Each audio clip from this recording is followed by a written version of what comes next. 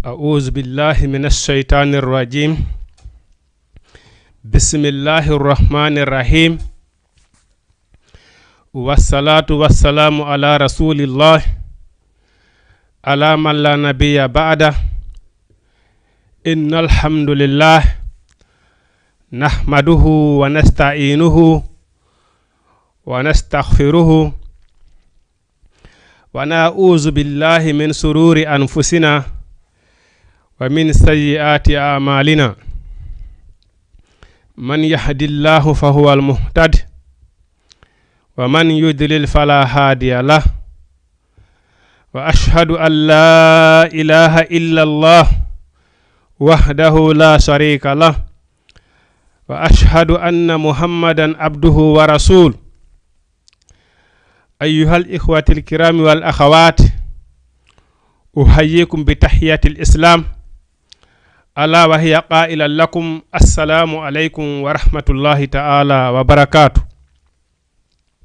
نام مسيبة جلبة ndaro beedo television medon Jama TV haray meden salamen on ko kala ka wondon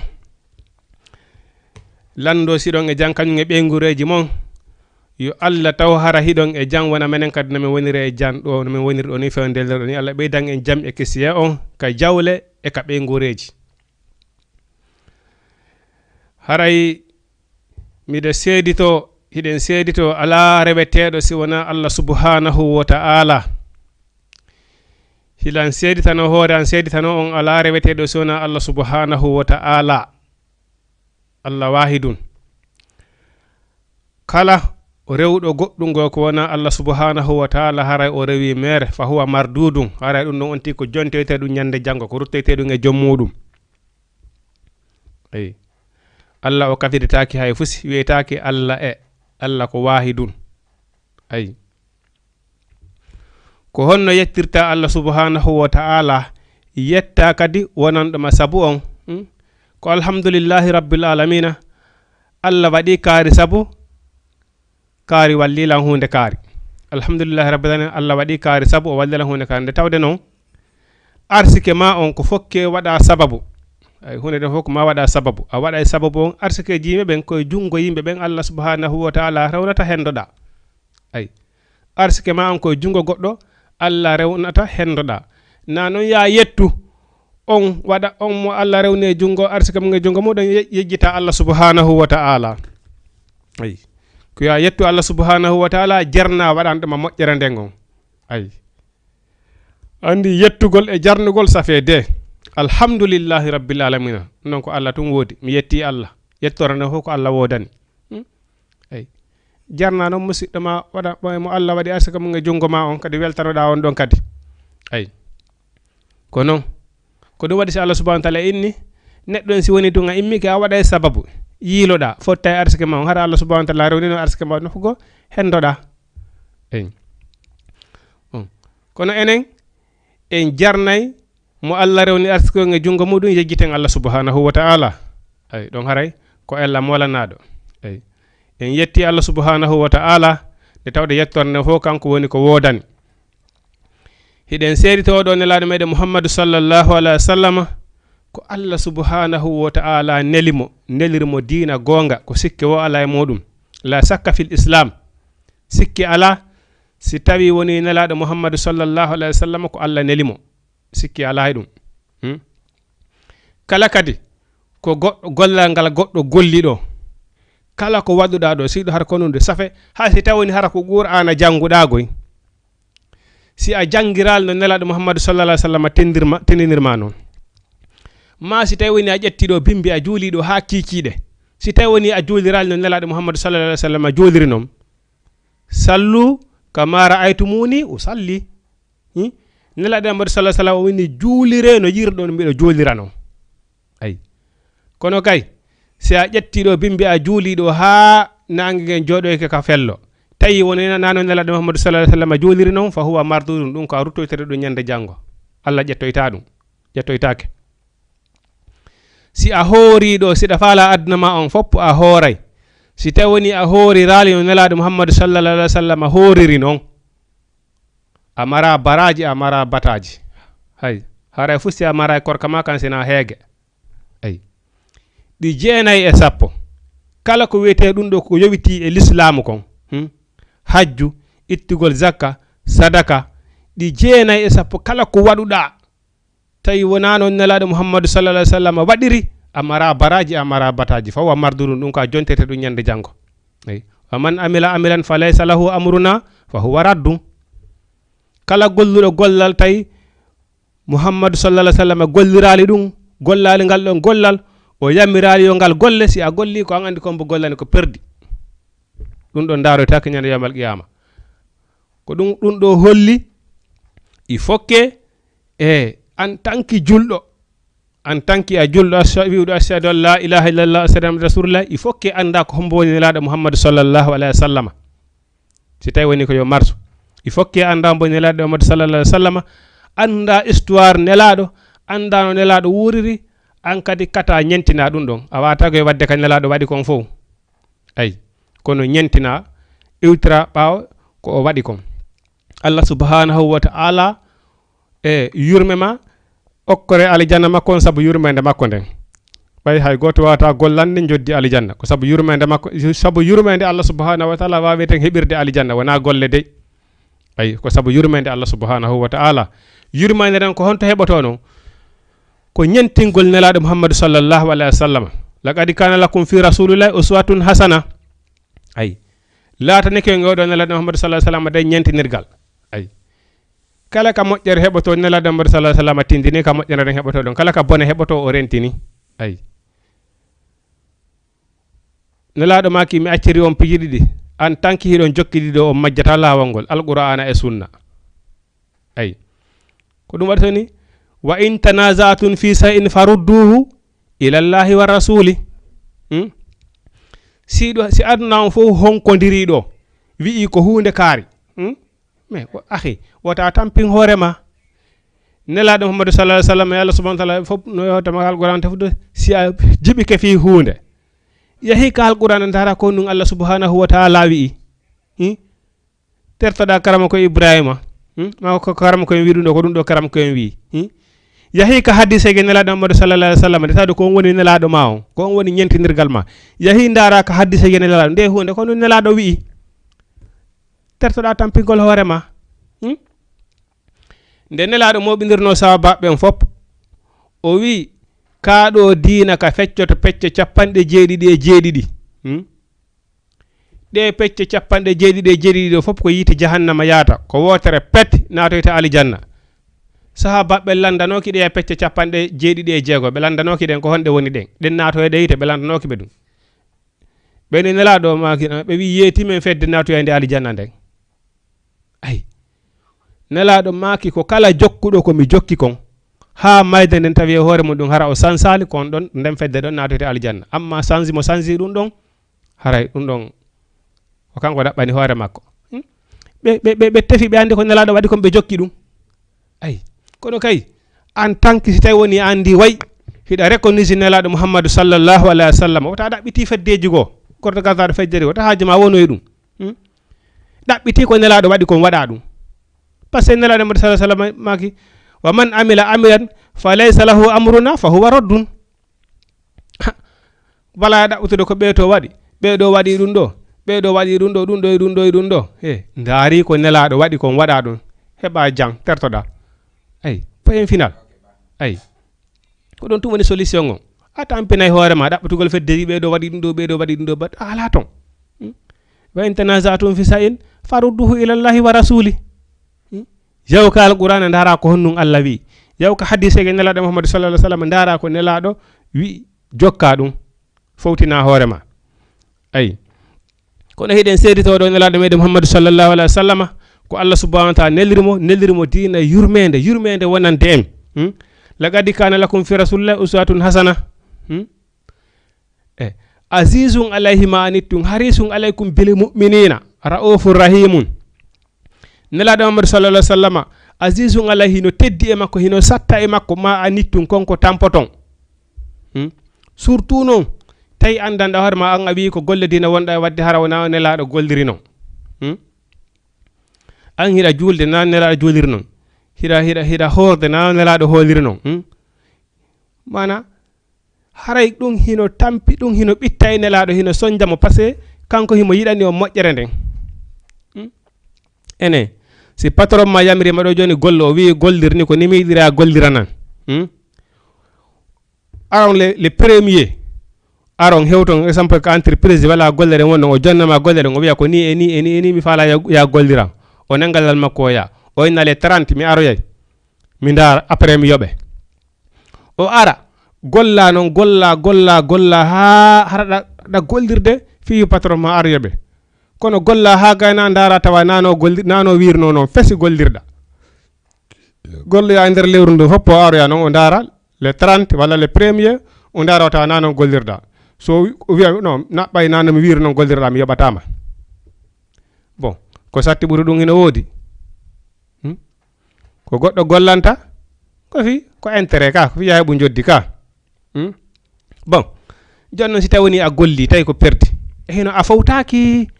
joddi hebaaki na baraji na bataji ay dum don non hare kanko nelaado sallallahu kanko dum hino satta e makko ay ko dum wadi benni ko kum fandi o ko kum fandi golle humma ko kum fandi o ko kum fandi o taw hareda hida ko nelaado nyentinda a hebay baraji din a hebay yurmende Allah den hore mana a hebay mojjere den e yurmende Allah subhanahu wa ta'ala ay azizun alayhi hino satta e nelaado ma anitun konko tampoton harisun alaykum himo lerdi e dow modon mo hidani on bilmu inene wona ton gondimbe wona wongol juldo tun dey juldo ya gangatun ana muslimu min ko mi juldo dum don tun yonali ko mu'min neddo ko say wonda mu'min wo après tawata wawa pottitade hadoji Allah subhanahu wa ta'ala tabita a yamiroja Allah subhanahu wa ta'ala den ko mu'min on wata ma okkude dum don juldo ya gangal tun yonata ay mu'min ay ko dum woni o naali mo lerde modon de wona ton julbe ka ko harisun alaykum bil mu'minina mo lerdinde wona ton gondimbe Allah subhanahu wa ta'ala ay haray hiden tori Allah subhanahu wa ta'ala e bagor en yurmede makko den fo meden okkuren mojjere makko den nyande jango haray hiden du'ano mo e memben kilifa ka dina e kilifa ka aada hiden du'ano karma ko e memben den tori Allah subhanahu wa ta'ala yu Allah landon boynube yeso men do asta woni hara luttay haray den torano musi emmen fo yo Allah subhanahu wa ta'ala e ittangen sattendeji ko no adna ko bagore mojjere makko den nam haray hiden yewiti seeda hiden bangana do yal qur'anul karim mo yeri ko Allah subhanahu wa ta'ala okkien e tangom hiden maka ko yowiti e histoire annabi Ibrahim e de tawno non al yahuda e annasara be fop be inni de tawno Allah subhanahu wa ta'ala o yidi annabi Ibrahim ha o wi wattakhizu Ibrahima khalila mi jogetiki annabi Ibrahim njaatigi ay mi jogetiki annabi Ibrahima njaatigi bon de tawno goddo si tay woni tun o feewi o woni neddo kelludo kayinde makko wala wana ne on ko wade ngamen non on ko musiddo amen non ay si goddo kelli adna on fo haray ko siddo makko kala ko yarde menen ko menen mawbe on ko non men way menen sora men no hawtuno menen no wodi ko do men hawtiri ay de tawno annabi Ibrahima ko neddo kelludo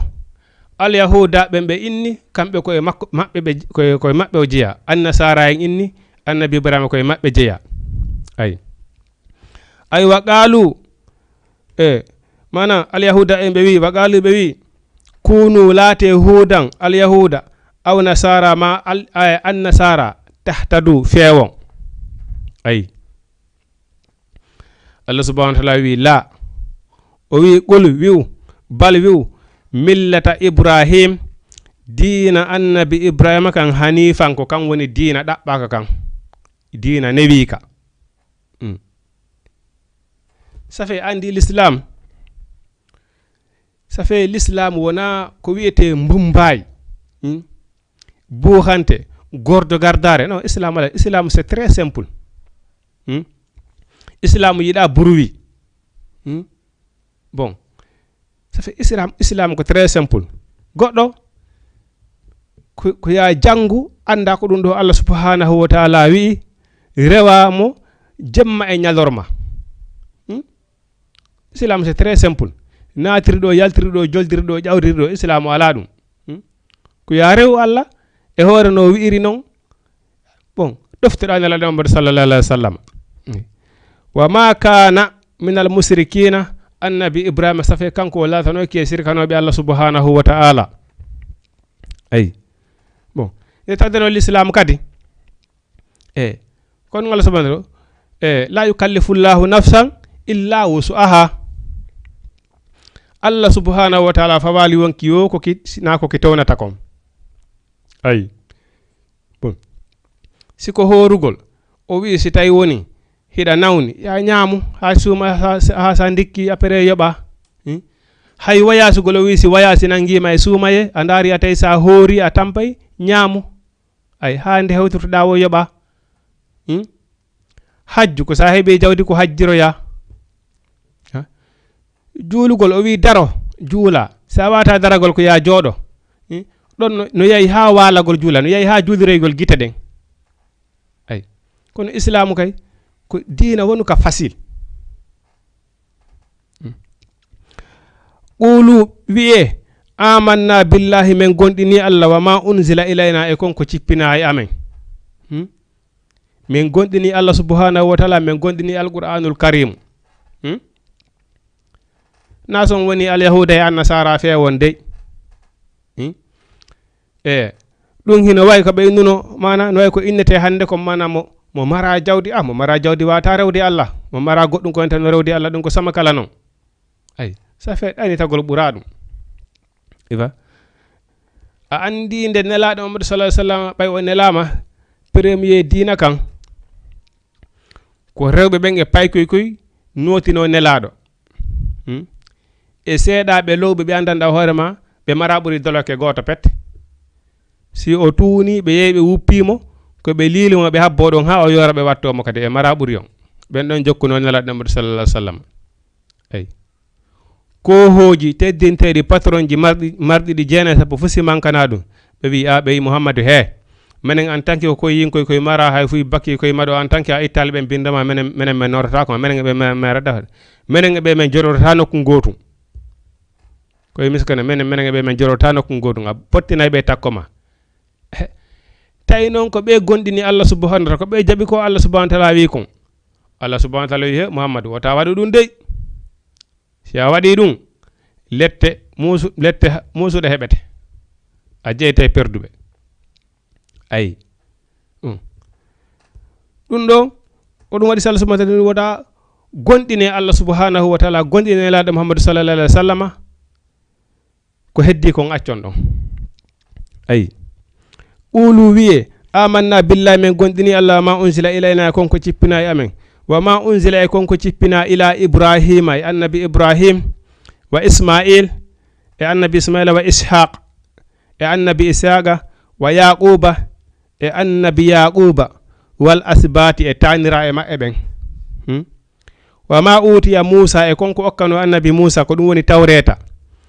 wa isa e konko okkano annabi isa ko dum woni inzila ay wa ma uti annabi e konko okka annaba ben kon fop ay min rabbihim immorde ka jomi mabbe la nufarriqu bayna ahadin minhum nela ben fop mabbe meden gondi men sendata hay goto e mabbe meden gondini musa meden gondini isa meden gondini yaquba meden gondini dawda annaba ben fop ay badi non annaba be fop mabbe ko la ilaha illallah muhammadur rasulullah ko dum woni ko be nelira ay si andari annaba be ara ben ko be nelirano kon fop no kal qur'anul karim ko be hadano kon fop ko dum hada ko dum woni ko Allah subhanahu wa ta'ala hadi en kal qur'anul karim ka be yamirano kon fop ko dum Allah subhanahu wa ta'ala yamiri en andari wona nabi salihu ko nelirano ko no na fi duitugal pesa be jang fotobe duutobe pesa ko dum woni ko be nelirano bon yimbe annabi lutu ko be annabaɓe arame ɓen ko ɓe yamirano kon fof enen kadi hiɗen yamira ɗum ko ɓe haɗano kon fof enen kadi hiɗen haɗa ɗum ay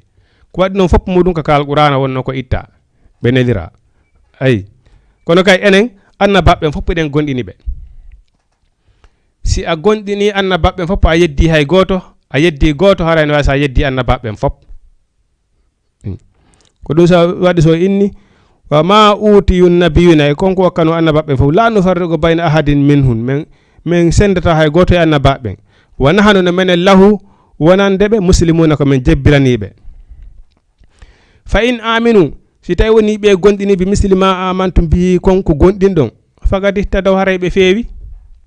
ay ɓe wiɓe muhammadu ɓe dari ɓe tawi ɓe jogui jawle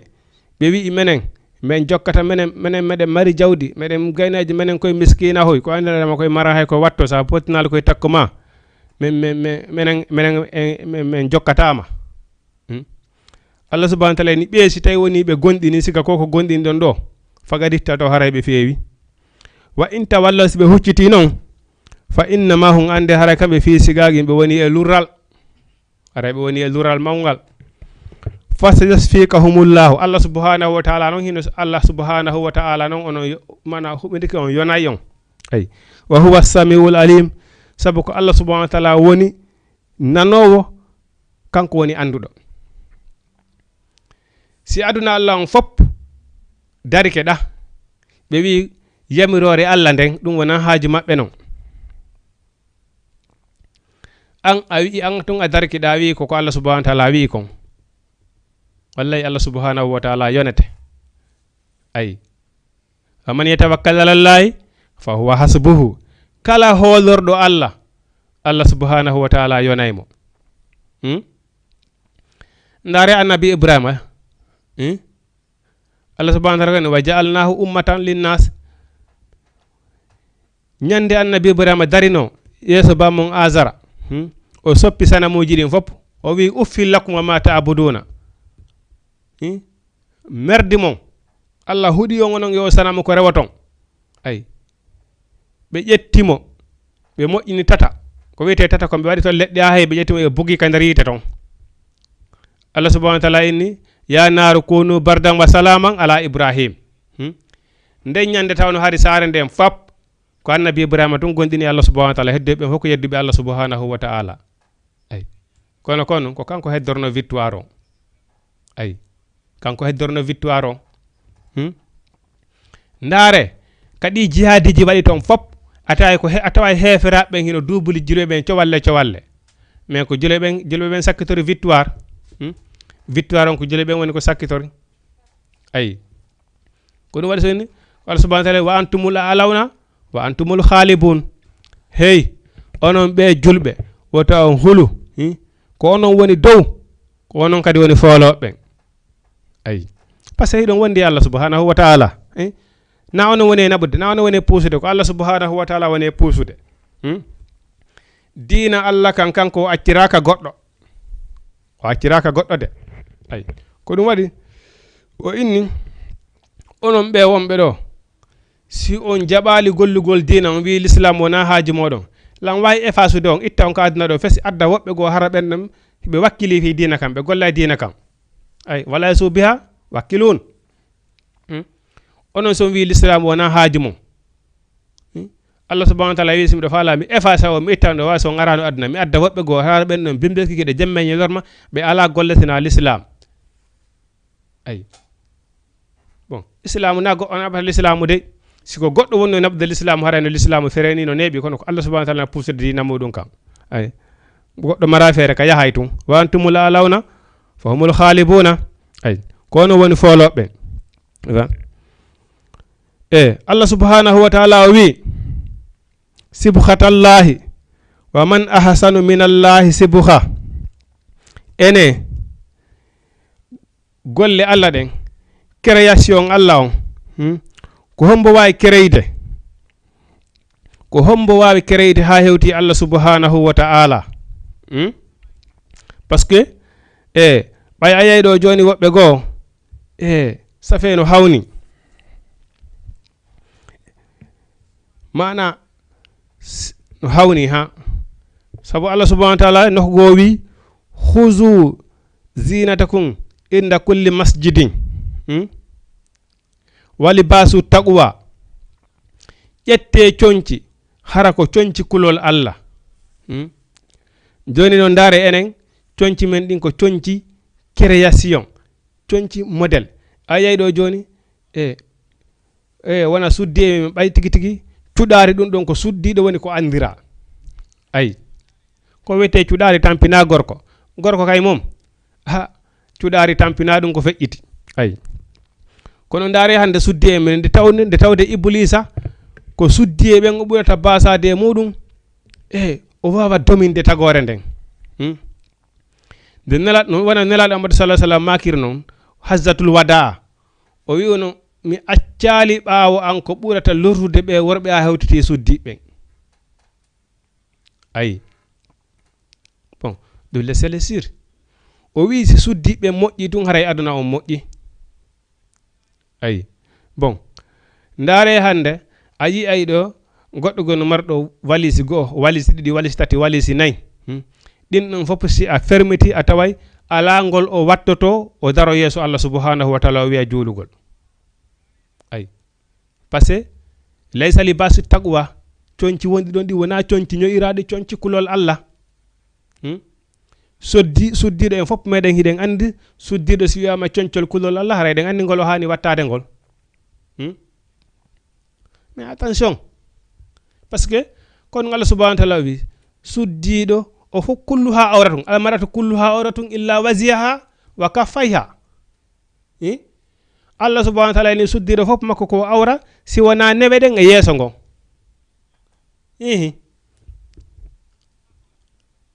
joni noon ndaren ɓay en fof meɗen kaka aduna ɗo on ɗen fof meɗen hiɗen andi ko non feƴƴide kon joni ndaren suddi e men ɓe si tawni ko ɗin ko non woni e wattorde yalta et puis attention suddiɗo ɓe mi si o juuli tawara so waɗoyi sujudu so waɗi sujudu ni hara ko ndu feɗandu makko ɗo yaltiti hara ko feɗandu ndun ɗo yaltiti julde makko nde jaɓetake ma hara feɗanu ɗum ka teppere ma hara ko so sujji hara feɗani ɗin ka teppe yaltiti julde makko nde jaɓetake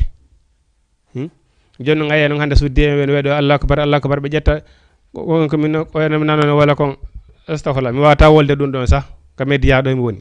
hara so ƴetti tigga ko ƴettugol tigga hun kun bogito kun ɗo balaje mum fof nayi kene innano juulude ay ko ɗum ɗon no nelaɗo amadou sallah alih sallam maki hino satta e makko ma anit tun konko tampoton suddiɗo si o juuli tawi tun so waɗi sujudu o ruƴƴoyi tawi hara peɗade makko ɗiɗo hara ko hendu feɗa hara ko feɗade ɗon o yaltati ɓeni julde nden jaɓetake woni ka juuɗe woni ka koyɗe joni noon o conci ko wona ñoyde ɗo ya soodoya complet 200 000 hay 300 000 ƴetta on ha gayna ño'a hande anda hoore mata si wagu to hewti a wata wattade on ɗon innaɗa juulude Allah subhanahu wa ta'ala inni libasu taqwa ƴette conci kulol Allah joni ko conci création tagugol innugol no sansude tagude Allah ndi bon wona noon e pentiragol kadi tega mes pentira peɗa wala tago ça fait sansugol tagude Allah ndi Allah subhanahu wa ta'ala inni he watte yila hoore moɗon ça fait iblisa koy kadi ko ɗum impose no ñande Allah subhanahu wa ta'ala cippinnomo inni cippo masumuman madhura mi huɗima ko a raɗaɗo mi yaltinima yurmande Allah subhanahu wa ta'ala o wi gasi o wi Allah subhanahu wa ta'ala ko occasion goto petti mi fala ya okkam wota a waran ha ñande dargal ha ñande ummital ay Allah subhanahu wa ta'ala wi mi okkima ɗum o wi min kadi ɓiɓɓe adama ɓe yaltinɗo Allah saabu muɗum ka aljana e fof maɓɓe mi jooɗ mi uranayɓe nanno mi uranayɓe ñaamo mi sakkotoɓe e lawol dinalal ngal o ni wallahi a tawata ɓurɓe ɗuɗde ɓen no yetta ɓurɓe ɗuɗde ɓen jettatama Allah subhanahu wa ta'ala et puis mi yamiraɓe yoɓe sansu tagude ma nde Allah ɓeyna Allah wata tagude a wata création faami ko min wawi ko min iblisa wawi création joni ndaare ça fait joni a wareno ɗo hande ɓeygu ma walla bandirama ma wareno ɗo goɗɗo hande ko ɓalejo tawaro changina couleur wontino dande ça fait mo kala hande no wi labbina e hoore mum ɓuri ko Allah subhanahu wa ta'ala waɗi mo ɗon yeddugol Allah subhanahu wa ta'ala ayi ndare oya nde nelaɗo muhammadu sallallahu alaihi wasallam o ƴentinano ko asama o yi sonna jongino haɓɓira sukundu mum ɗum ka hoore yiite ngen hino natira ka ley hino yaltoroya dow nelaɗo maki ɓeyni o ɗo kadi ko on bonnuno hata ko ndu sukundu makko haɓɓirte ka hoore yiite ɗo ɓe wi ko ɓeɗo suddiɓe wonunoɓe suumatano cukulli maɓɓe ɗin e hakkude worɓe janamɓe ɓen ɓe wi ko ɗo yeddu ɗo yawndare ya nder deftere wiyetende al isra wal mi'raj ko nelaɗo wolde ɗon fi wonano ɓe lettoyede ka yiite ɓen al isra wal mi'raj ya e ndare on ɗon ma lande karam ko emen ɓen fof la sakka ɓe fotti ɗum kala debbo mo suuɗata sukundu kono ɓe wi kala debbo akkituɗo sukundu muɗum haray malayka no huɗude on tigi ha ñando suumi sukundu makko ndu malayka yurmede ɓattotako mo nelaɗo maki ɓe rewɓe tokkoɓe cukuli si tawi woni alijanna mana goɗɗo ɓeni si tawi woni hara Allah subhanahu wa ta'ala no nonani mo natugol alijanna lurgol alijanna ngol uraymo ko embere ko yarete duuɓi guluji temeɗɗe 5 angol aljanna ngol luɓete ɓe maki ɓen ɗon hay urgol aljanna ngol luɓoyta ɓe nafi ɓe naate ka aljanna ay ɓe tokkoɓe cukulli joni noon tokka cukulli ha gana yaltina ɗon kadi hakkude worɓe jana e ɓen Allah no huɗudema malayka no huɗudema yimɓe moƴƴiɓe fof hino huɗudema ay sikka ɗum ɗon neɓanayi on tigi jam la sellata no hawni Allah subhanahu wa ta'ala wi sibhatallahi ene création Allah subhanahu wa ta'ala on amman ahsanu min allahi sibha ko mbo ɓuri Allah subhanahu wa ta'ala wawde créeygol bon o ƴettuma ko o waɗuma toɓɓere maniyu ko ɗon neɗɗo iwi bon arɗa wonɗa heƴƴere ƴiiƴam wonɗa huyre ƴetti nden huyre ɗon waɗi nde ƴiye kerey neɗɗo on ha o woni complètement tawata har kadi ka wonnoɗa ɗon ka nder tege nene ma wona ɗon ha mema kene Allah subhanahu wa ta'ala créé ma ɗon ha yalta daroɗa cakki wona ko anni wona yalta wona ko a bobo taw hara ka wonɗa bobo ɗon hay hunde ko wawanɗa hoore ma ala bon 1 mois 2 mois 3 mois 4 mois en nan 2 ans 3 ans 4 ans 5 ans ha degra hande kadi wiya cak hande kadi tawa tout est bien ona neɗɗo on simple daroɗa inna Allah subhanahu wa ta'ala wata créé ay non min Allah subhanahu wa ta'ala waɗiri tan ni sana pas il faut que mi ɓeydita tagudi Allah ndi no Allah tagirlan no sana wa pas ko ɗum ɗon iblisa wiwno mi yamirayɓe nde ɓe sansata tagudi Allah ndin ay no Allah subhanahu wa ta'ala indi no a ɗon noon no o yawi kelam few o yawi kelam Allah subhanahu wa ta'ala ƴettuɗoma e toɓɓere maniyu adduma ha daroɗa hande suka mo 15 ans 20 ans hande kadi tout est bien wiya Allah subhanahu wa ta'ala wawa ko goɗɗo go wawi banu adama no suusi reedu dey andi ko ɗum ko wiyete confiance hoolare on andi ça fait ko ɗum waɗi il faut que dartel l'islam men on moƴƴa iɗon andi nde baba adama tagano o wallina ɓay Allah subhanahu wa ta'ala wutti ruhu e makko o nanguno ɗum wonkiji ɗin fop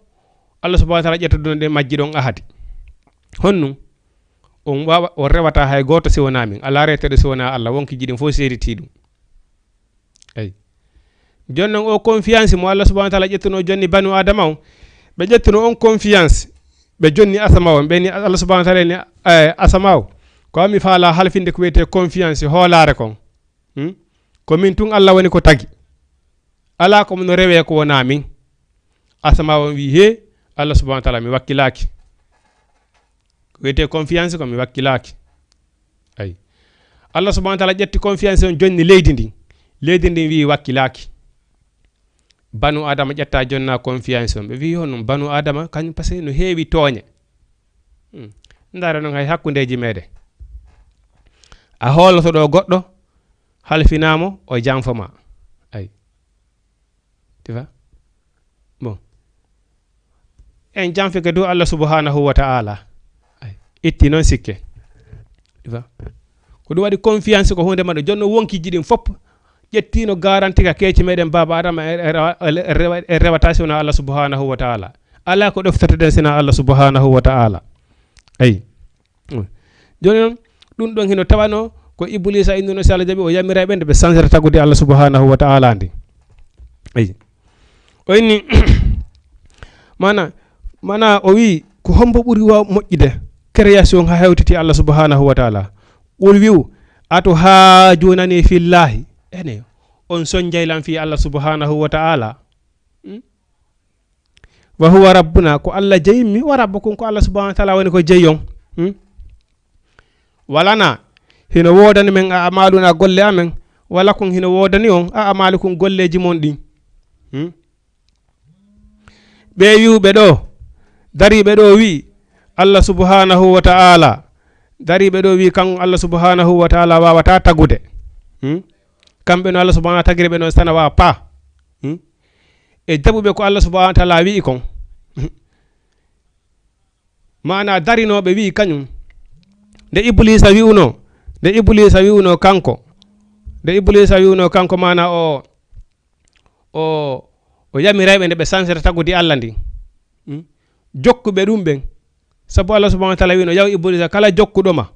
an wo makko on fof moɗo mi naada on yiite jahannama ayi joni noon jokkuɓe iblisa ɓen e jaɓuɓe ko Allah subhanahu wa ta'ala wi kon hino wodani ɓe golle maɓɓe ɗen ɓeeɗa kadi no wodani ɓe golle maɓɓe ɗen ayi mo kala ko golli kon ko ɗum tawoyta ayi sikki wo ala e muɗum ayi ko ɗum so inni gol wiw atu haajunana e on son jamen fillahi fi Allah ayi wa huwa rabbuna ko Allah jeymen wa rabbukum ko Allah woni ko jeyon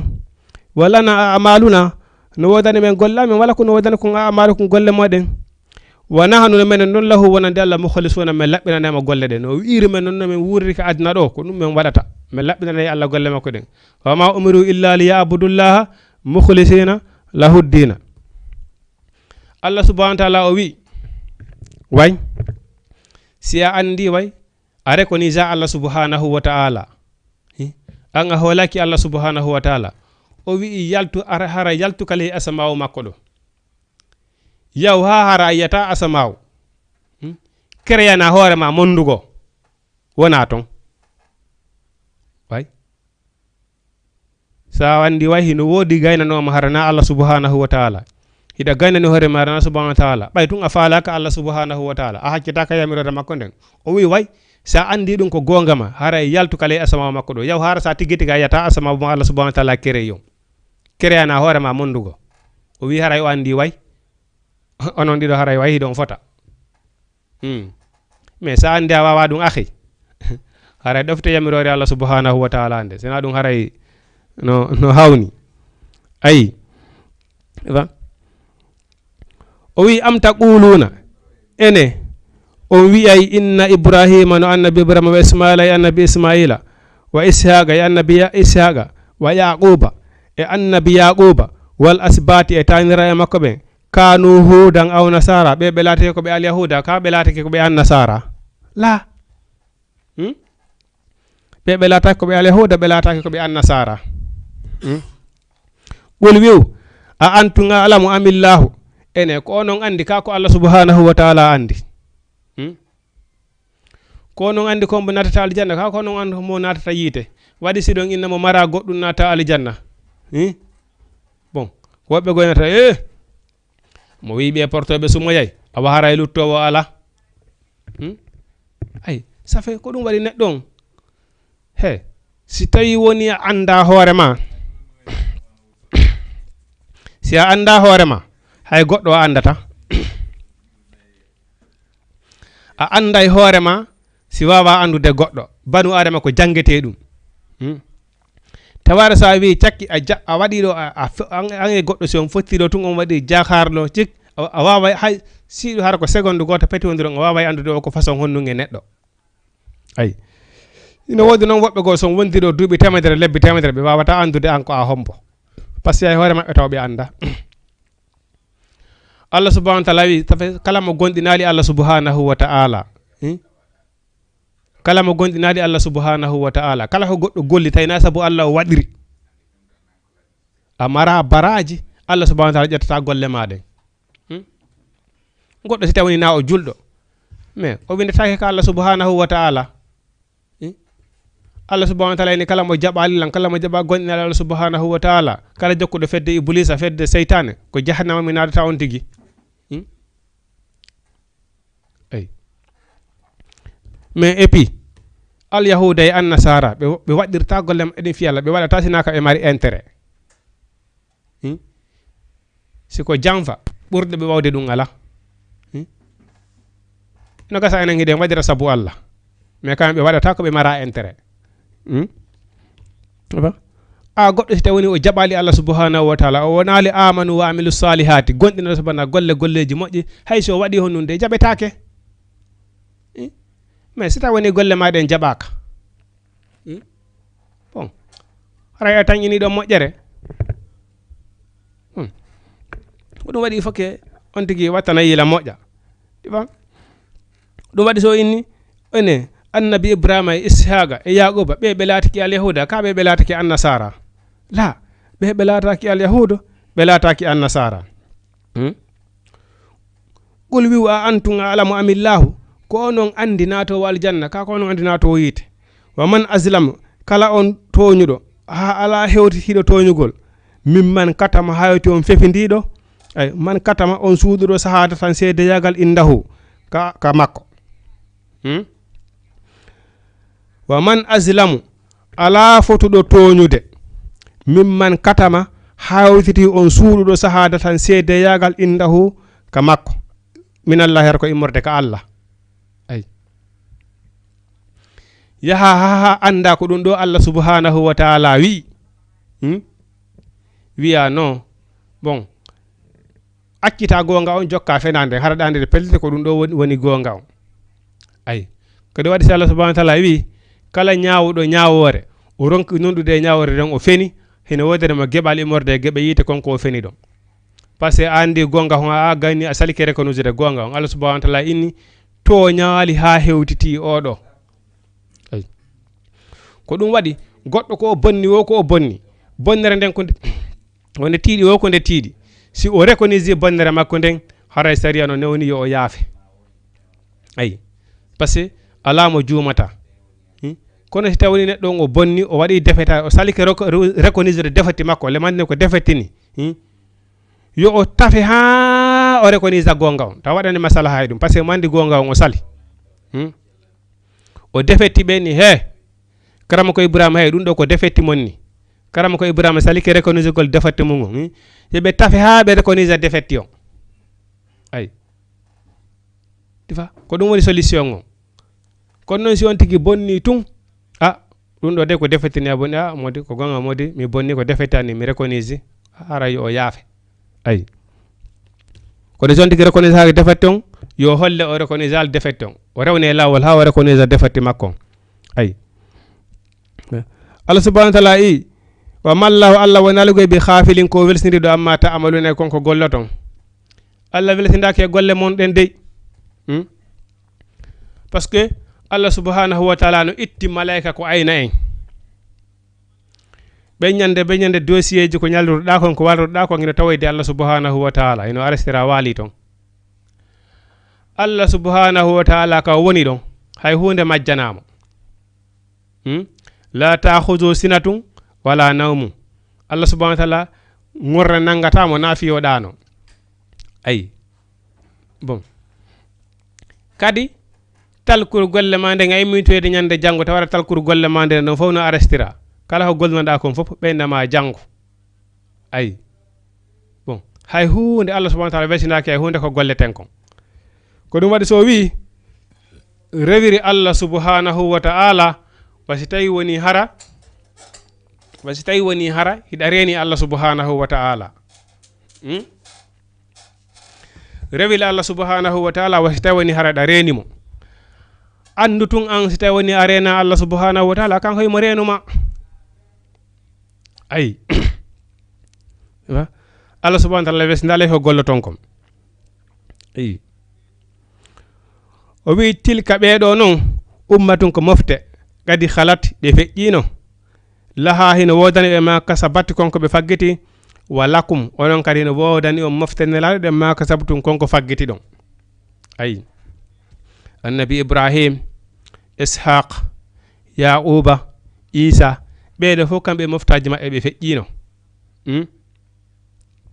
ko ɓe yamirano kon fof enen kadi ko ɗum yamira ɗen ko ɓe haɗano kon fof ko ɗum wonnon ko ɓe haɗa ɓeeɗo moftaji mum ɗen fof feƴƴino enen kadi mofte nelaɗo ɓen ɗon hino wodani ɓe ko ɓe golli kon enen kadi hino wodani en golleji men ɗi hiɗen andi ñande janngo ko moftaji ñawirte annabajo kala e mofte mum ɗen aroyay ɓe ñaawe ɓen ɗon feƴƴa oɗa kadi moftaji mum ɗin ara ñawoye feƴƴa ayi ko ɗon nelaɗo Muhammad sallallahu alaihi wasallam ɓe wi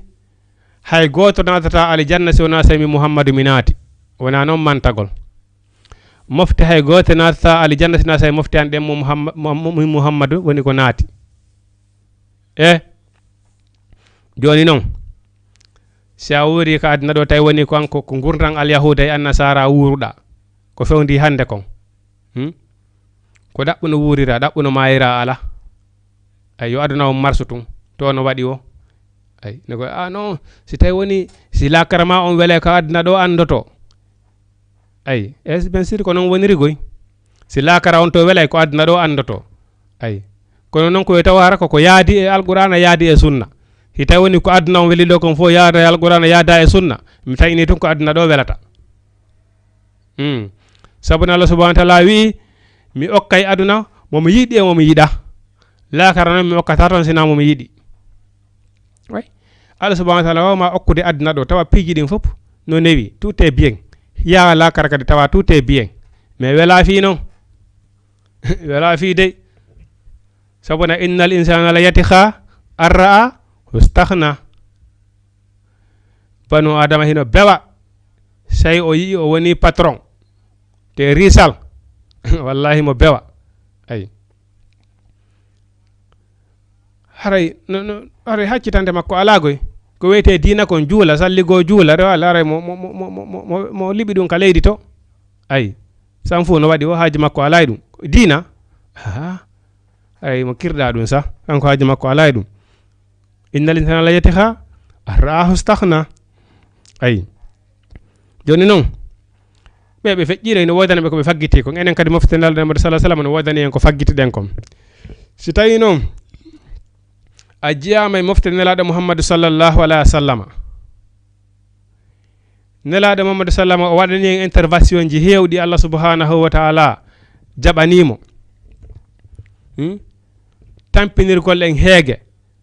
angal tampinirgol en kokke ko wiyete ndiyan kon sabuna attention ɗiya moftaji ɓawoji lettiranoɓe angal ndiyan lettiranoɓe mana on yigoy ndaare tungoy par ce que no hawni ndaare joni ɓawɗo seeɗa haris kamen si tawi woni gollama ndaare ɓawɗo ñameteji ko moƴƴayno kamen menen paygel yagal amen ko men liggotono kamen gollano karan kamen men gollane ha gesa si eggitama ha gayni men ƴawi ka gese ton mi yayno woɓɓe go hino ara woɓɓe go wona soso ɓe ara men iwi ka gese ton fes ɓe ara ɓe piyito wona o maaro ɓe waɗa ɓe rewito ton ɓe piyito maaroji go ɓe ara fami ɓe heɓa ton kadi ɓe heɓa ton ñameteji go dolle ɓe feƴƴita e muɗum menen meɗen mandi e karan kamen men simen remino men adayno maaro ha men taw men ganata goɗɗum go heddo ton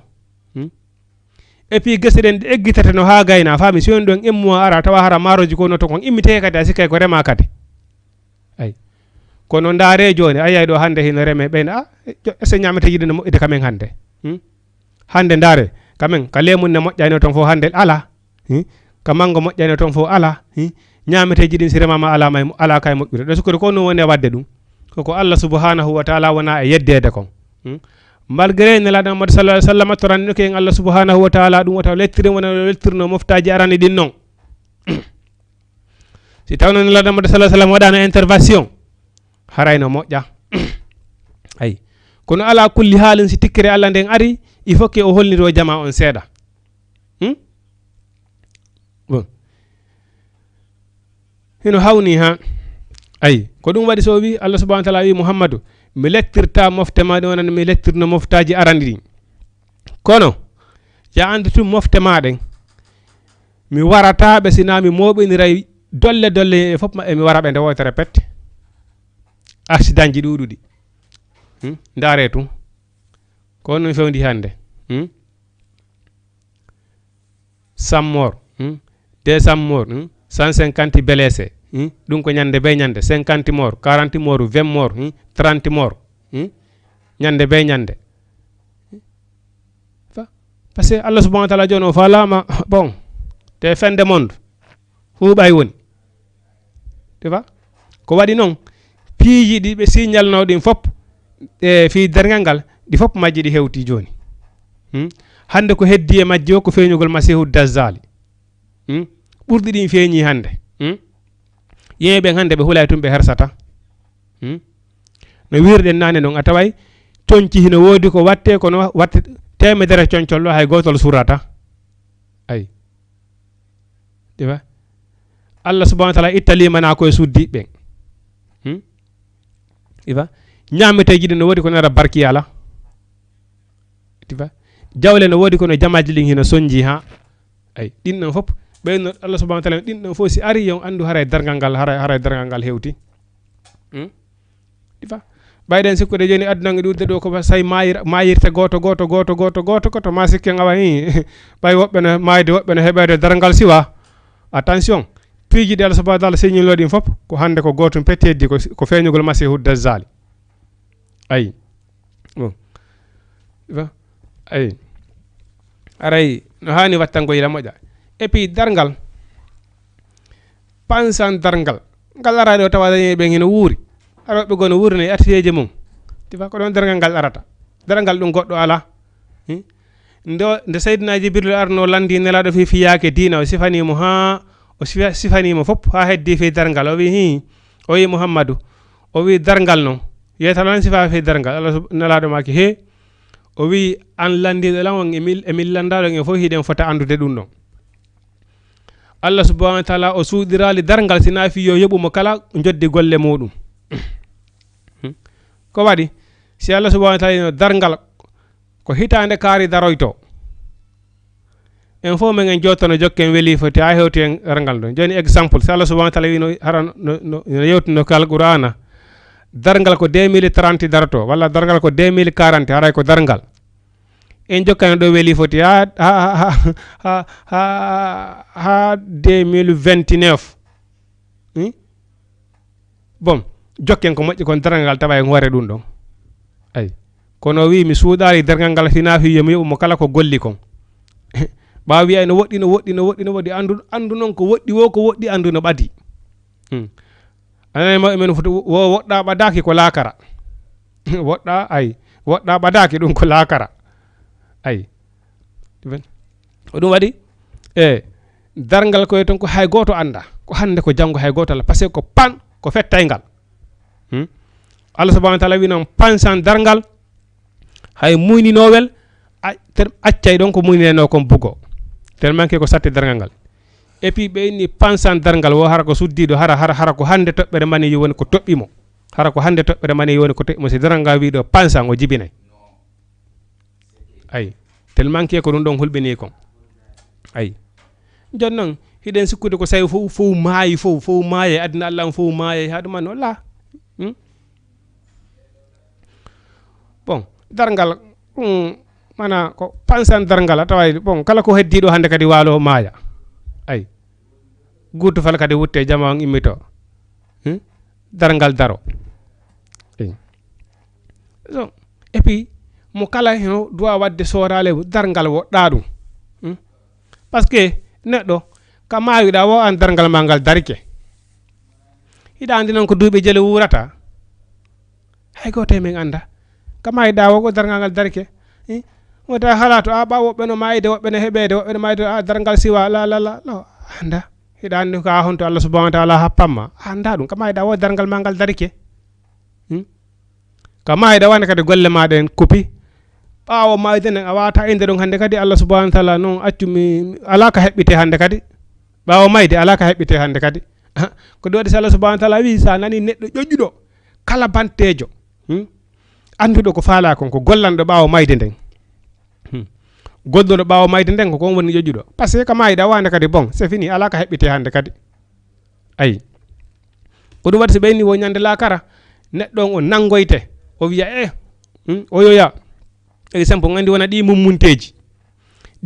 be'i baali gerto dun non fo nyande la kat sewtama ay Allah subhanahu wa ta'ala wattay du leydi haba watte leydi njite parce que kanji fus mummunteji din ala ko di nyaawe hay fus ay banu adama non darne kanyo nyaawe ko do yeta neddo no ina hara kanko kadi Allah subhanahu wa ta'ala jettane mo watta bulbuldi wona no walire mummunteji din non fi hon pasera o yi golle makko den ko jahannama woni moy nabude ha otoro ina Allah joni andi ko no fala joni acci nattalanka aduna mi golla ko yamirnde Allah ngam fo mi arta regilen ay la ay hata ko do be ni neddo kala bantejo neddo jojuro ko gollanda baawo mayde den da dargal siwa bon mais an on ka mayida o dargal mangal darke ala ka hebbite hande kadi ala ko golle baawo mayde ko hande kadi ko joddi habbida ay o dum wadi so inni laha ma kasabtun walakum ma kasabtun hino wodani on ko faggiti don kon kambe kadi wadabe ko faggiti kon goto kala e meden hino wodani dum ko faggiti kon ko dum wadi mo kala e modum yo an dum problème ji mun din kono enen hande min Ibrahima sallallahu jabi ha jon ala problème ji an ko kaari wadi dum do problème ji kaari en et puis hunde burde hulbinade ko wiete ñoore kon wowlugol goddo fokki rentoren dum moja waylul li kulli humazatin lumaza lette wodani be ñoyrobe toni e kundule ñoore rentoden edum Allah subhanahu wa ta'ala yo sa ñoyi goddo no tewoni a hetti tew makko nga ñaami haramo a fure no so adam way ma wali ka do joni maayi a hetti tew makko nga jakki bakka ton ko non way ayuhibbu ahadukum an yakula laha ma akhi maytan fa karihtumuhu si tay woni ayida musiddo ma fure o walo do ma yahara ko fure tay woni tandi pelet hay tay woni hara antigire a warama waya madum da desi a wakkilaki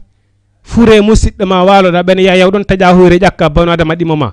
Allah subhanahu wa ta'ala ni sa ndiya wadata dum wota nyow dum non go hay tawni ko wonda wolde on te ko mo wonde mo go ça fait c'est interdit ko rentotoda ko bakkato ko woni mudum kon o do ko wujjowo kam yaari o on Dakar on ko wujjowo on ko zinowo non on ko fenowo non la déjà sa moytaaki an ko wonda wolde don kon tawa da mari bakkatoji buri mo kanko ay talum tertudum kipu an kadi problème ji mari en fop meden ala mo mara problème ma podu e problème ji mari tertoda problème ji goddo sabuna heden ande ko benni ko sattinoyta nyande dargal jango ko safe ko waɗidirden kon et puis ɓeyni ko mbo woni perduɗo nyande jango ko on andanda hoore maɗa hino horuno hino itti zakka hino juuluno yahoya non nyande jango ara ida nyowno goddo hida piimo hida nyownomo ɗi baraji ɗon fof ƴette jannite on tigi an wona perduɗo moƴƴa rentoɗen e ko wiyete ñoore kon rentoɗen wolugol goɗɗo e ɓaawo makko e tawde makko sina haala moƴƴa nelaɗo sallallahu alaihi wasallam e maaki si a fanki duuɓi temedere lebbi temedere wota si a andi si a ontinde makko a wowlisi tawi na ko moƴƴi wowlata haray fanku sabu ɗengal mangal ko ngal piwori wonandema sa rentaki tum ngal ñamete attention a andi enen pullo fuuta wiwɗen wo hunduko makon sinadi makko hunduko goɗɗo go yaltinte ay hunduko makon sinadi makko hunduko goɗɗo go yaltinte ay fa dengal mangal ko piwori ma il faut que rento den moƴƴa ñoore ko hunde hawninde nabayde jommo yite jahannama moƴƴa hay e batte ko bakkato burde mawnade ay haysi mo wondi e mudum non ko wondama wolde kon ko interdit sabu ne nelaɗo rentinno ko wiyete ñoore kon sa babɓe belande ɓe ɓi hino Muhammadu si taw woni kon komin wolimo ɗon himo wondi e muɗum ɓe maki ko ɗum non koye woni ñoore nden amma si tawni ko wollama kon o wonda e muɗum hara ya feno e hoore makko sabuna min haysi tawni ko mi gujjo mi yida dum wowle ka haysi mi zena mi yida goddo wola lan dum ka ay difa bawo an e tawde am mi yida difa bon kono rento den e modum be bi haysi tawni ko woldi don ko mo wonde mun tigiri ko dum don non woni ñoore nden amma se wonda mo dum hara feno e hoore makko be bi sayaqulu sufaha'u yimɓe komoɓe jofoɓe ɓe anda hiri weeti minan nas jaabe yimɓe ɓen so yaqulu sufaha no saati yude yimɓe jofoɓe minan nas jaabe yimɓe ɓen ma wallahum ko honnum huccintini ɓe an qiblatin ga qibla maɓɓe allati on kanumo ɓe laatino alay ha e dow muɗum on andi avant l'islam hari ko Palestine fewtete juule ko ɗum woni Baytul Maqdis Israël Palestine nde juulirde nde Israël e Palestine woni haɓude fi muɗum et puis nden juulirde ko juule ɓen woni ko jeynde annabaɓe fof ko ɗum woni ko ɓe nelira dambugal asama won ko ɗon woni Palestine ay nde juulirde nde yeton ɗon dambugal asama won ko ɗon woni arsike jiye ɓen fof ko ɗon cipporta ko ɗum waɗi ɓen nden juulirde ɗon kala ko goɗɗo yay juuli ɗon kala ko goɗɗo tori ɗon Allah subhanahu wa ta'ala jaabinay ko ɗum waɗi si hefera ɓen Israël hiɓe sakki juule ɓen e mayre fi wata juule ɓen nato ɗon toro ko faala ko ay ko juule ɓen woni ko jeynde kono inchallahu rabbi Allah subhanahu wa ta'ala wallay ñande go aroye tawa koye jungo juule ɓen nde woni ayi avant l'islam hari ko ɗon fewtete juule avant nelaɗo Muhammadu sallallahu alaihi wa sallam ɓay noon Allah subhanahu wa ta'ala neli Muhammadu sallallahu alaihi wa sallam hande kadi o sansi qibla o fewtete Makkatul Mukarrama o wi hande kadi ko Makka fewtete juule ayi bon on say noon ɓeɗo ɓe landi hefera en ɓe wi onon ɓe julɓe hari ko Palestine fewteton juulon kono no fewtan ɗo Makka hande kadi tayle ko Allah subhanahu wa ta'ala wi fa wallu wajhaka satral masjidil harami wa haysuma kuntum fa wallu wujuhakum satra ay li alla yakuna lin nas hujjatan ala Allah ko Allah subhanahu wa ta'ala ni fewte ka suudu Kaaba juulon ay taw sansi hande kadi Allah subhanahu wa ta'ala wi Muhammadu qul wi'u lil masriq qul wi'u lillahi ko Allah wodani al masriqi funnange wal maghribi e hirnange ko Allah subhanahu wa ta'ala wodani funnange e hirnange ko Allah subhanahu wa ta'ala wi on fewtu juulon woko don fewto ton parce que kanko woni jooma dewal ko kanko yobata wana goddo go ay yahdi Allah subhanahu wa ta'ala hina fewna man yasa mo yidi fewnude ila siratin mustaqimin e lawol fewngol ay Allah subhanahu wa ta'ala wi kazalika ko wonani ja'alnakum min wadi on ummatan mofte wasatan hakkundeje litakunu fi yollato suhada seedi toytobe ala nasi e dow yimɓe ɓen wa yakuna rasulu nelaɗo laatoyo alaykum e dow moɗon sahidan oɗon kankadi ko seedi toytoɗo e dow moɗon ayi mana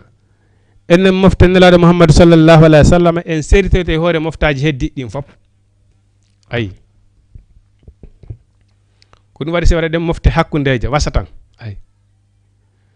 andi ko non enne mofte nelaɗo ko ene woni akhiru zaman enen kaka alansara adna woni ko tagaɗen ay mofte nelaɗo kañum kaka alansara adna woni ko tagaɗen mana joni sen ƴetti aduna on ilandema bimbi ilandema 7h à 7h enen haray kaka alansara adna on tagana den ko heddani en aduna ko hakkunde ko woni ka alansara e futuro ay wa joni en do dargal no woddi annabi nuhu annabaɓen fop ko kanko ɓuri jogade duuɓi kanko ɓuri yangodude e aduna annabi nuhu o noddi duuɓi wulure manko ɗum duuɓi 5 kanko annabi nuhu nde o landano ko honno o yiiri aduna o wi kanko aduna hino wani mo suudundu dambuɗe 2 ay naatira e ngalɗa yaltira e ngalɗa ko neɓata hakkunde ɗon ko aduna ko non way ay tifa aduna neɓa ay pullo fo tani wo aduna juuta o mun ñaaka ko ɗum waɗi enen kaka alansara aduna woni ko taggen ko fende mon woni ko tagaden akhiru zaman ko ɗen inna akhiru zaman ay ko toujours ɗi piji ɗi yewtuɗen ɓawɗo nanen andanɗa hoore ma hande en ƴetti iblisa en ƴetti seytane en waɗi imamu men hande koye pewjoje seytane wonde nga yaade pewjoje yimɓe seytane safe si innama seytane enen en sikke ko seytane mo anduɗen on tun roɗanoɗe baba adama o la ko ɗum Allah subhanahu wa ta'ala qul a'udhu bi rabbin nas malakna ilahin nas minal jinnati wan nas mana ko seytane yimbe e jinna no wodi yimbe go kawle nanga ko seytane si a jokkibe bimbe kikido koy fedde seytane tumbe na to ko be woni yimbe seytane be seytane banu adama kadi no wodi e me kono sa anda hara ya anda parce no wodi do wobbe go atawmi be bonay haabe gayna be bonnora kadi kambe tum bonki mabbe kin kambe tum yonatabe goy kami be bonay be wallay kadi no bonire mais amax man asa bonay bonu bonki maki ngantum tifa no wodi do wobbe go elana ko fay ko bonnire tagorne ko ka bonete tum kereygol piiji kay ka Allah yedete tum ko dum woni golle mabbe ay ko be woni fedde seytane nde ay ko dum wadi sen ko seytane jinna e seytane yimbe ay ko dum wadi jom ko dum wadi si tawi woni enen en setote moftaaji heddide fo nela don kadi sedito yo e hoore meden wonnema o neli o yottini ay ko dum wadi il faut que wattanen yila moƴƴa ay ko dum wadi ni mana wa ma ja'alna al-qiblata min wadali wa qibla allati on kunta mulatida alaiha ade mudun illa lina alama sina men andu man yattabi ar-rasul on jokko la don mimman yanqalibu en ruttido ala aqibayhi e bawo mudun e coddili mudun sali jokko la do andi Allah subhanahu wa ta'ala neli nela don hari ko baytil maqdis fewtete juule jono santi o wi makka kala jokkude nelaado fewti suudu kaaba himo andi on don doftike nelaadon kala salido mo andi on don jokkali nelaado mo sallallahu alaihi wasallam Allah subhanahu wa ta'ala ni men wadiral dun sina fiye men sansirali qibla sina fiye men andu jokkude nelaadon ay Allah subhanahu wa ta'ala wa in kanat si tawni laatike la kabiratan dun hino mawni illa alal lazina sina e do ben hadallahu bi Allah subhanahu wa ta'ala fewni no yewtirde nane no wa ma ataakum rasulu fakhuzuhu wa ma nahakum anhu fantahu kala ko nelaado addani on jokke dum kala ko nelaado hadi on terte laqad kana lakum fi rasulillahi uswatun hasana liman kana yarjullaha ay ligayi kala tankinido do kala tankinido pelet simayi hawray Allah haray jokko nelaado Muhammad sallallahu alaihi wasallam ay haray jokko nelaado Muhammad sallallahu alaihi wasallam joni non de tawde kala gollal ngal gollula tay nelaado gollal ngal ja andu hare ko rutoyte ngal e maada ay ko rutoyte ngal e maada min wadiral do sina min andugol jokkugol andudo jokkugol nelaado ay o wi non wadugol dum jokkugol nelaado jokka yamiroje nelaade den si tawni dum hino satti hino mawni dum ko hina e horde bembe Allah subhanahu wa ta'ala fewni bembe Allah subhanahu wa ta'ala fewni kambe jokkugol nelaado wada yamiroje nelaado den wodito hadoje makko den kambe dum satta e mabbe ay wa ma kana Allah subhanahu wa ta'ala wonali lidiyahi mo yeba imana ko gondinal modon si a golli golle moƴƴa gondini ton Allah subhanahu wa ta'ala o yebata golle maade Allah subhanahu wa ta'ala toñata ko entre banu adama gollata do ha gayna o jamfama o duita golle maade o wiya gollali dum do ma yaama ko faala o jamfama Allah subhanahu wa ta'ala ala dum inna Allah no Allah binnasi yeben lara ufun ko hinnotodo be rahimu ko yurmetedo be nam Jama TV hara inshallah ne bata tammen on hewta inshallah rabbi hara yiden wa akitude ligne téléphone on kala e meden don wawi natude lando ko jowiti e darsu meden ko ma ko jowiti e dina meden kam si tawi woni inshallah hiden faami fi mudum wawen faaminde si Allah lando jabi hara don wawi wadde 206 209 près wadon plus 54 inshallah naton ka Jama TV si tawni no ko lando so don ko jowite dina meden kan lando don inshallah rabbi si tawni ko faamuden fi mudum faamine si tawni kadi en faama fi mudum inshallah den way marde do landangal ha balondiren e karma ko e be mbudumen tawde gande den don way wadde 206 209 plus habbaron don ha si tawni raison fuddi ko wadde wadon 54 na don ka Jama TV inshallah rabbi ara den salmina Alqasimu Ba den salmina Abdourahmane Ba Ceerno Abdoulaye ɓe ɗo fof no woy noddude ara den salmina ɓe den salmina kadi Hajja Khadijatu depuis Benna Tali den salmina Alhaji Alimu depuis Kolobane ɓe ɗo fof no woy noddude ɗo Abdoul Quddus ay Mamadou Aliou depuis Ñaari Tali Alhaji Oumarou Almadi Ahmadou Diallo depuis Asalem ɓe ɗo fof no woy noddude ko Jama TV e kala faaleteɓe natugol ko Jama TV ɗo hara ɓe ronka e feere natugol ara fof moɗon hino salmina no wadde 206 209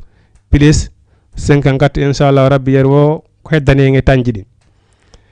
nam ara wi maana man yattabi'u rasul kala jokkuɗen laaɗo e kan on jokkuɗen laaɗo min man yana galiba en ruttiɗo ala agi bahi e dow ɓabbe muɗum si tawi noon jokkugol nelaɗon hino mawni e moɗon hino teddi e moɗon haray ande illa allazina sona ɓen hadallahu bi Allah subhanahu wa ta'ala fewni ɓen ɓe Allah subhanahu wa ta'ala fewni kamɓe jokkugol nelaɗo on satta e maɓɓe Allah subhanahu wa ta'ala laataki noon himo yeeba gonɗinal moɗon ayi oɗon waɗi so wi kadi nara min yii taqallubu ko fewtinta wajhaka yeeso ma ngon fis samai ka asama falanu walliyannaka wallahi meɗen satima fewtinde qibla tan qibla tardaha mo jiɗuɗa on fa walli wajhaka fewtin yeeso ma ngon satrahu ka suudu Kaaba ay wa innal lazina tabbitina ɓen utul kitaba okkaɓe deftere la ya'lamuna hiɓe andi annahu no ngal misal al haqqu ko ngal gonga min rabbihim immorde ka joom maɓɓe ay mana al yahudu e annasara safe hiɓe anduno histoire nelaɗo avant nelaɗo nelede on andi annabaɓen fop Ibrahim Ishaq Yaquba Musa ɓeɗo fop koye bani Israila woni koɓe yalti ay bon joni noon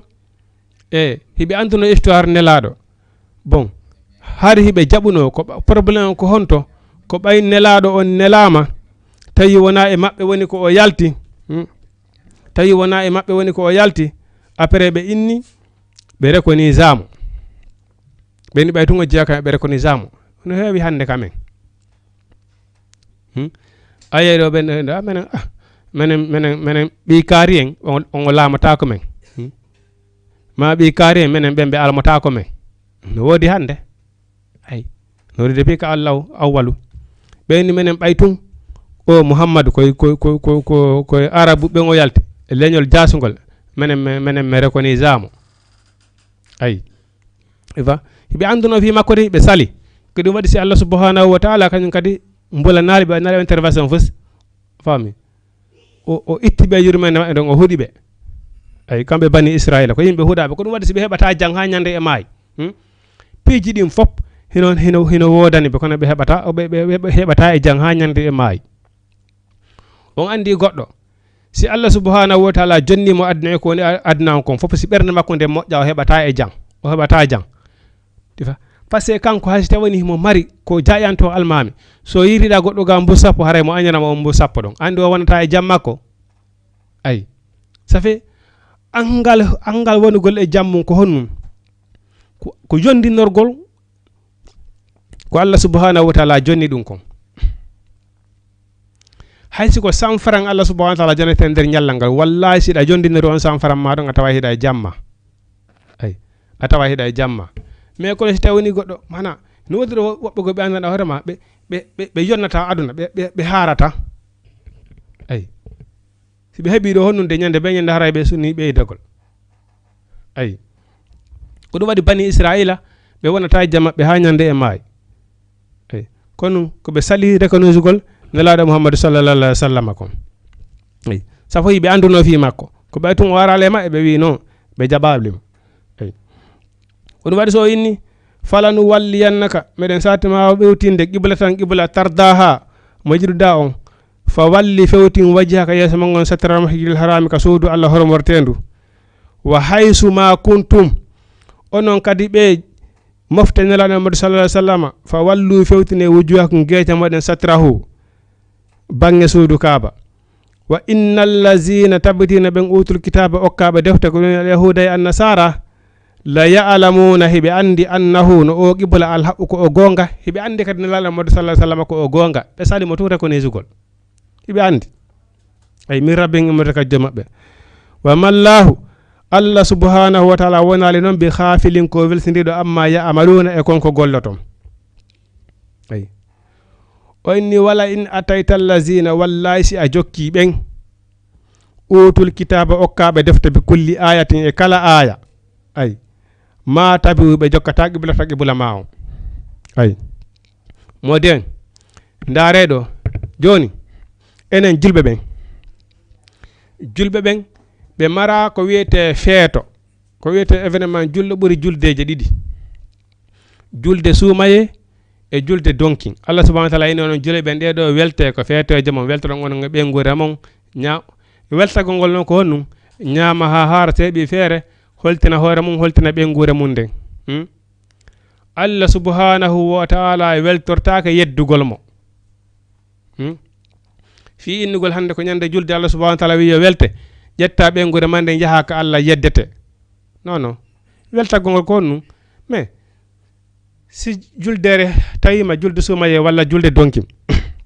a hebi ko nyama a hebi ko holtira a hebi ko weltina be ngure mande o nyami a woni ka be ngure ma on fiji on jali Allah subhanahu wa ta'ala no wi hay eta on har ko eta balde tati o ko yo ara yo fawte balde tati baaw julde gollataake ko yo fawte a hebi ko nyama a holtini hore ma holtini be ngure mande mais anga be ngure mande on fiji balde tati ka suduma ko weli buri dum ala ala na jettugol be yaka Allah yeddete la na dum don de parce que ana be gono nado joni nyande julde hay makkatul mukarrama yay be welto hibe ama mais makka kayata hibe ama don be wada barayaji be ama mais na wore ben tuyata na ama don ayay worbe rewbe no jillondira don ka yay don foli fe goddum go la est ce que no be fijirta to ngenen ko non wonde nge fijirde ga ay Allah subhanahu wa ta'ala wi hande yo welto mo kala yo welto welto gon ko yeddugol mo al halalu bayyinun wal haramu bayyinun eden andi no Allah subhanahu wa ta'ala weltorante haran yeddali mo joni non ndaredo julde en mara fetoje buri de julde sumaye e julde donkim ndare Allah subhanahu wa ta'ala o wi mana o wi hon wala in atayta allazina wallahi si a okki si a addani al yahuda e annasara utrikata wakar bi kulli ayatin kala aya sidi hara deftere den a fuddoto a janganaybe fop majji adanabe dalilon ma tabi'u be jokka bonata hibe jokka qiblata ka lawol mangol al yahuda e annasara jamais hibe iway kabe dina ma be arabe tawta en e dina meden enen non ko honnun iwanten e dina men yen tawten be ka dina mabbe fi honnun enen ko fi honnum préparante den ko fi honnum préparante den fi événement ji mabbe din bon attention on andi ko bayto do joni 24 31 parce que konu hino jewa e ko be welti don reconnaissance gol innugol Allah na mari bi do hidon andi non Allah subhanahu wa ta'ala wi honnu o inni leydi ndin e kamungu hibe no dumanni mana be leydi ndin e kamungu no ruggi imposé fi hibe no dani Allah bi do tellement que ko hawni kon mais be ni tawni a reconnaissance dum do a tawti be dum do arayda tawti be reconnaissance Allah no mari bi do en tant que juldo a juldo si a reconnaissance de julde jama do a tawti be dum non hita tawa haray a walitiki be reconnaissance gol Allah no mari bi do ay kono kay aray no jari wata parce que be sattata ha be waka mabbe ko be arabe tawta e ko men kon parce que bi andi non hoore mabbe ene no bay anda hoore men ko dum wadi si den wada dum ay wala inga tayta wallahi si a jokki allazina ben utul kitaba okabe defte bi kulli ayatin kala aya ma tabi wonale be jokka qibla maun wa ma anta anka de wonal non bitabin hina jokka qibla mabbe on ay wa ma ba'du yoga mabbe kadi wonale bitabin hina jokka qiblata ba'din ay qibla yoga wala in ittaba'ata wallahi sa jokki ahum belede mabbe min ba'di ma jaaka baw arima min al imurde gandal innaka nan izan ontuma wala mina zalimina walla jete toñbe ay ko nelaade Muhammad sallallahu alaihi wasallam wala na dum do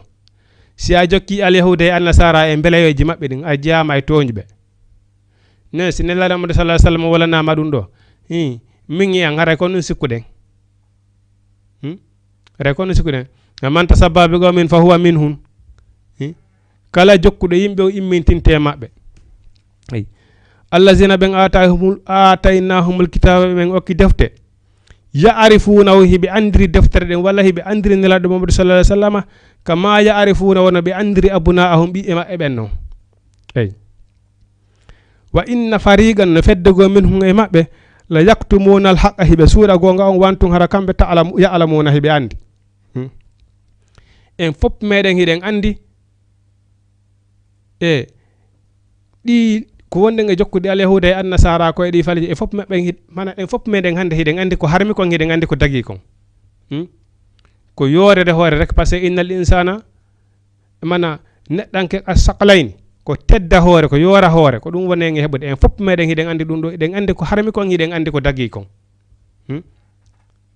ko yorere hoore wone nge nadude piijugo na fi hara en anda hiden andi tetere en salato tum woni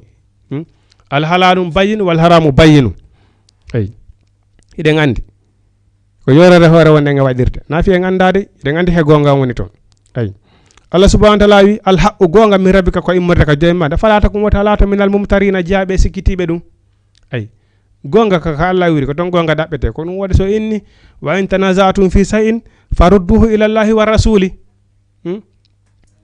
ay gonga ka Allah wiri Allah subhanahu wa ta'ala yino wali kulli wijhatin on fop meden mo kala meden hino mari ka fewtiri mo kala no wodi ko subi mo kala no wodi feddende jokki oyni ko hono oyni feste bigul kayrati adondire e gollugol ko moddi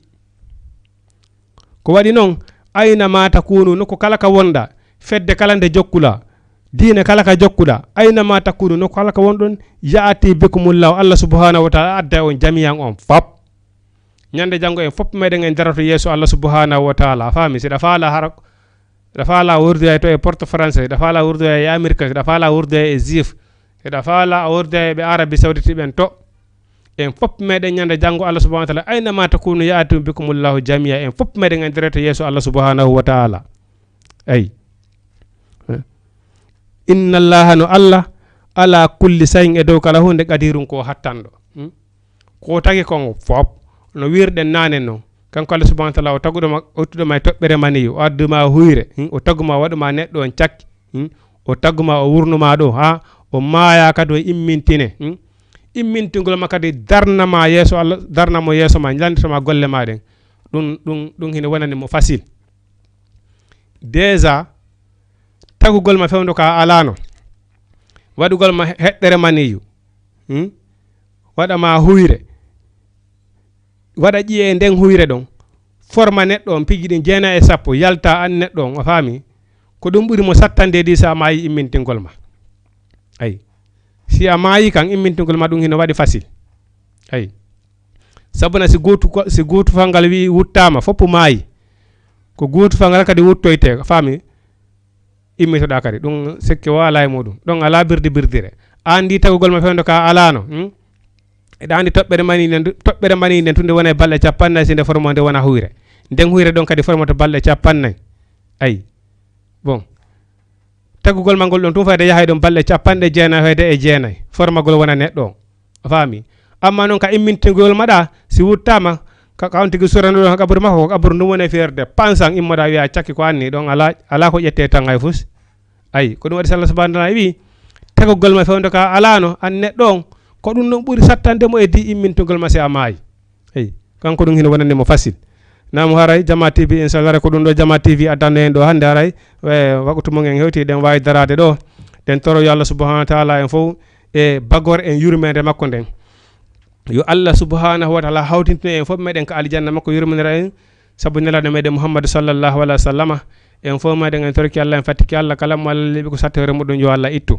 kala sokade mara yo Allah yaltin on tigi kala nawno do yo Allah subhanahu wa ta'ala ndikkin on tigi kala faalabe dewle laabude den yo Allah subhanahu wa ta'ala okkorbe marbe dewle ben kadi yo Allah subhanahu wa ta'ala wondimbe e moddibe e ma en wondina be sonna e ma e ben faalaɓe jurriyaji ɓen yo Allah subhanahu wa ta'ala okkoɓe ɓe jurriyaji waɗaɗi barki mara ɓen yo Allah waɗu barki e jurriyaji ɗin yo Allah lan ɗon yaafano en fureji meɗen kesi e kiɗɗi enen luttuɓe wurdere ɓen kadi yo Allah subhanahu wa ta'ala nder no ƴettata en woyto hala ko en jiiɗaɓe yarla yaafasi o ƴettita en ربنا آتنا في الدنيا حسنة وفي الآخرة حسنة وقنا عذاب النار ربنا آتنا من أزواجنا وذرياتنا قرة أعين واجعلنا للمتقين إماما ربنا إننا سمعنا مناديا ينادي للإيمان أن آمنوا بربكم فآمنا ربنا فاغفر لنا ذنوبنا وكفر عنا سيئاتنا وتوفنا مع الأبرار لا إله إلا أنت سبحانك إني كنت من الظالمين أقول قولي هذا أستغفر الله لي ولكم السلام عليكم ورحمة الله تعالى وبركاته بسم الله